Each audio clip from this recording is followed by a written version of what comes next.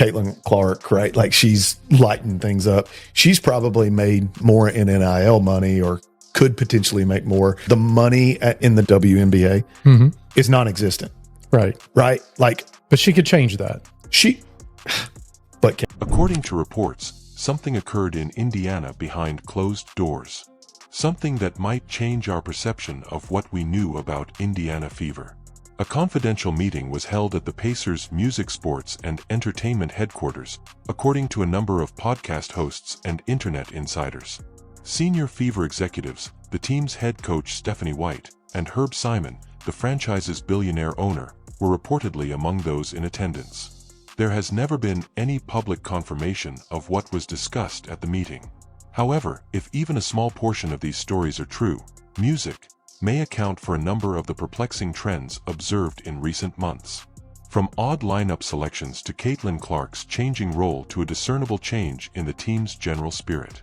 As they say, authority intervenes when money starts acting weirdly. And that's the true focus of the narrative. The most valuable rookie in women's basketball history, along with money and influence. Because it goes well beyond basketball strategy when a millionaire owner supposedly says, "Music, this is CC's team from now on," alluding to Caitlin Clark. It turns into a company policy. Your two Iowa teams left a mark on women's college basketball, but also women's basketball at large. Is that like kind of crazy to think about? Like you were a part of something that was a catalyst for this like larger group. I had heard about this Caitlin Clark and I was like watching videos of her just like having like 40 points. Like, you must examine who really controls the Indiana Fever in order to fully comprehend how things came to be. For many supporters, the Fever are just another WNBA team. However, the team is a part of one of the nation's most influential sports ownership groups behind the scenes. The Simon family, who also own the Indiana Pacers and Simon Property Group, the biggest mall operator in the U.S., are the owners of the Fever. Herb Simon, a prominent figure in Indiana business who is currently in his 90s but is no longer involved in day-to-day operations, is at the head of that enterprise. Steve Simon, his son, bears the majority of that blame. Music. Many insiders think Steve Simon, the vice chairman of Pacers Sports and Entertainment, is the real decision-maker for the Pacers and the Fever. He stays out of the spotlight, stays off social media, and doesn't look for attention because, when you run a multi-billion-dollar business, visibility isn't required. Music. According to reports, viewership dropped and Caitlin Clark's name ceased making news when ticket sales allegedly started to plummet. It is said that the Simon family noticed. Additionally, it usually indicates that someone is receiving a call when billionaires begin to pay attention. Caitlin Clark and Nafisa Collier were named WNBA All-Star captains for this year's WNBA All-Star Game. The captains were chosen via fan vote, and Caitlin Clark received 1.29 million All-Star votes. Caitlin Clark wasn't just a rookie when she joined the WNBA. She got well known. Viewership records were broken by her debut. Sales of jerseys surged almost immediately. Tickets for the Indiana Fever, which were previously hard to come by, suddenly sold out every single night. Indiana basketball was more than simply the Pacers for the first time in many years. The national conversation was dominated by the Fever. Not all of Clark's deep logo threes were merely shot attempts. It had only marketing value. Companies desired her image. Her games were sought after by television networks. Everywhere, children aspired to shoot like her. It was anticipated that Clark's arrival would mark a turning point for the Fever and the WNBA as a whole. After that, things changed. The system was altered. The philosophy of coaching evolved. The team's identity changed as a result. The threes in the emblem became uncommon. The highlights became slower. The Fever started playing basketball in a more cautious, methodical, and subdued manner. The same question kept coming up from fans. What became to the freedom of Caitlin Clark? Additionally, it was alleged that someone far more powerful than the fans was asking those very same questions inside Pacers Sports and Entertainment headquarters. And Steph yanked me and she was like, this is like a learning moment. Do we need that in this moment? Like, no. Right. And then she subbed me back in. There was a play where I kind of got a steal and like we're going in transition and Kelsey Mitchell just like takes off down the middle of the floor. And so there's like 2 people kind of by her. And I literally like go to grab the ball and then Stephanie White's philosophy was clear-cut when she took over as head coach. Instead than focusing on individual star power, she preferred a balanced offense that emphasized collaboration. Her method placed a strong emphasis on ball movement, structure, and discipline. It also featured music that is popular among basketball purists, but frequently falls flat with casual audiences. Caitlin Clark's function consequently became increasingly limited. Her famous deep range shots were restricted by the offense, and at times she appeared more like a conventional floor general than a generational scorer.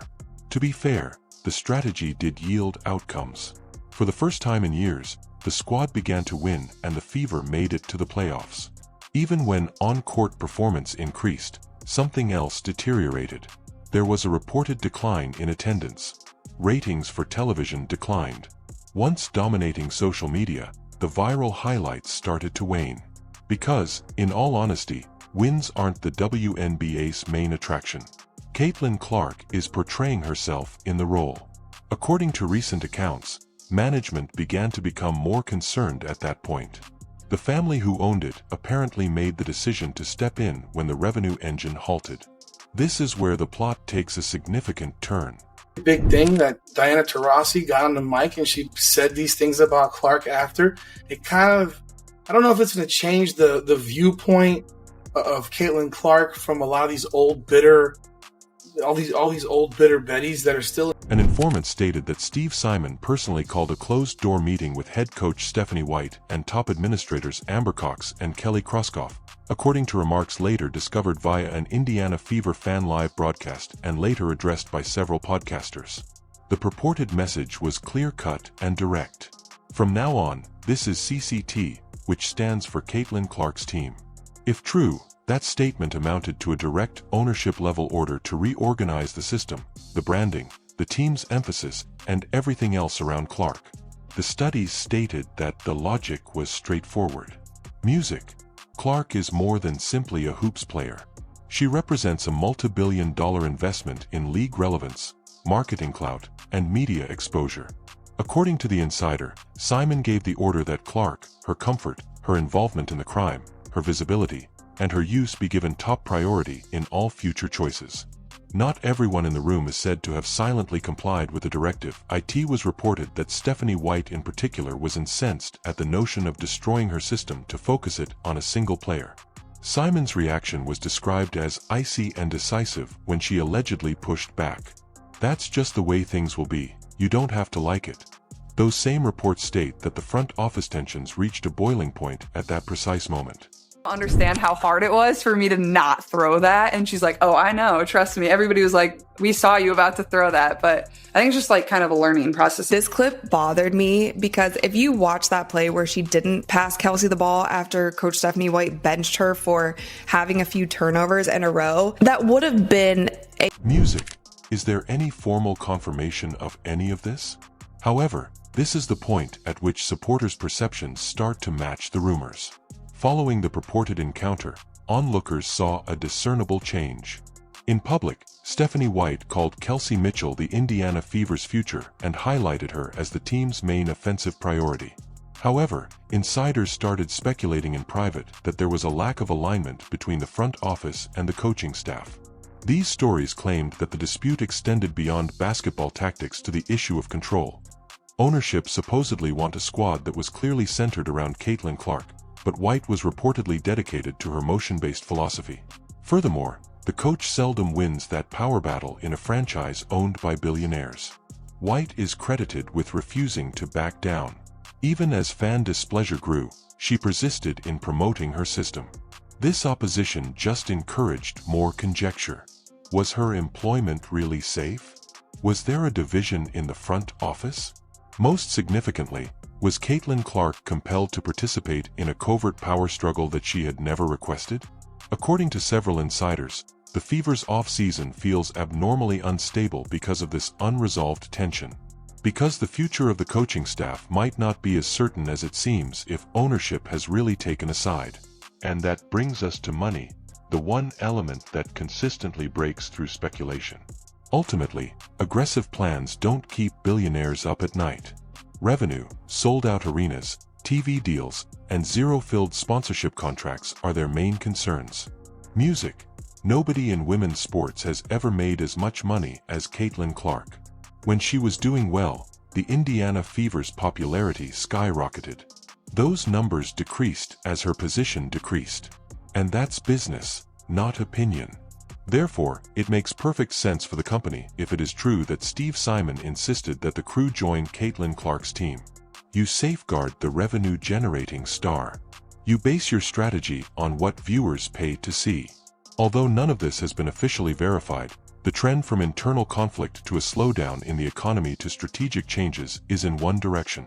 These days, it's more than simply basketball. Music. It's about control, wealth, and power. Furthermore, Caitlin Clark altered who runs the company in addition to changing the Fever, if the rumors are even partially accurate.